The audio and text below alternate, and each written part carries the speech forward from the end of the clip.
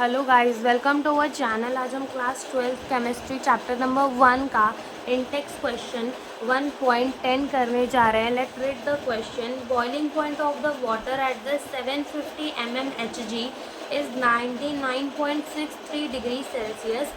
How much sucrose is to be added to the 500 gram of the water such that it boil at 100 degree Celsius. तो सबसे पहले इस question में given क्या क्या है हम वो लिखते हैं. तो जो सबसे पहली चीज़ हमें इसमें गिवन है वो क्या गिवन है? Boiling point of the water at the 750 mmHg is 99.63 degree Celsius. यानी कि हमें क्या गिवन है? हमें TB boiling point of water given है. कितना गिवन है? 99.63 डिग्री सेल्सियस गिवन है. और हमसे पूछा है how much sucrose is to be added to 500 gram of the water. यानी हमसे क्या बोला है? W2. सुक्रोज को हम क्या लिख रहे हैं? 2 से डिनोट करेंगे.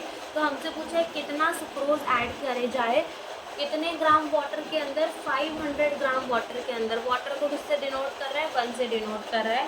सच दैट कि वो बॉईल करे, यानी कि जो TB ऑफ सॉल्यूशन है वो कितना हो जाए? 100 डिग्री सेल्सियस हो जाए. और हमारा यहाँ से सुक्रोज बोला है, यानी कि हम मोलार मास निकाल सकते थे. जो सुक्रोज का हमारा फॉर्मूला होता है, जो सुक्रोज का हमारा फॉर्मूला होता है वो हमारा होता है हमारा C12H22O11. तो ये हो जाएगा 12 इंटू 12, कार्बन का 12 इंटू 12 प्लस हाइड्रोजन का 1 इंटू 22 प्लस ऑक्सीजन का 16 इंटू 11. तो 12 into 12 144 plus 1 into 22 22 plus 1 16 into 11 कितना हो जाएगा? 176 हो जाएगा. और इन सबको जब हम प्लस करेंगे तो जो हमारा आंसर है वो आ जाएगा 342. यहाँ सुक्रोज की स्पेलिंग गलत हो गई है, माइंड मत करना. ओके. तो यहाँ से जो मोलार मास हमारा आया वो कितना आया? 342 आया. मोलार मास भी हमारा आ गया. क्या हम यहाँ से इससे और इससे हम क्या डेल्टा TB निकाल सकते हैं? बिल्कुल निकाल सकते हैं. जो डेल्टा TB होता है वो हमारा क्या होता है? TB of solution minus TB of water. ऐसे करके अपना जो डेल्टा TB है वो आ जाएगा. तो जो हमारा डेल्टा TB होगा वो होगा 100 माइनस 99.63 डिग्री सेल्सियस. और ऐसे में जो इससे इसको माइनस करेंगे तो हमारा डेल्टा TB है वो आ जाएगा 0.37 डिग्री सेल्सियस. डेल्टा TB आ गया. ना हमें हमारा फॉर्मूला पता है. फॉर्मूला क्या पता है कि जो डेल्टा TB होता है वो किसके बराबर होता है? KBM के बराबर होता है. तो हम अपना M निकाल लेते हैं. M कैसे निकालेंगे? Delta TB divided by KB. Delta TB कितना आया? 0.37.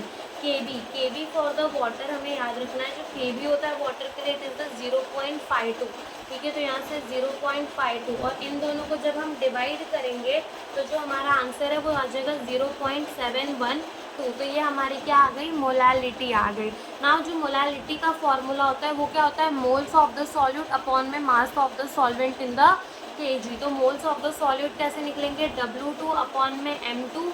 और यहाँ हमें क्या चाहिए? Mass weight of the solvent चाहिए, लेकिन किस में चाहिए? kg में. लेकिन यहाँ किस में गिवन है? ग्राम में. तो ऊपर करेंगे 1000 से multiply is equals to the 0.712.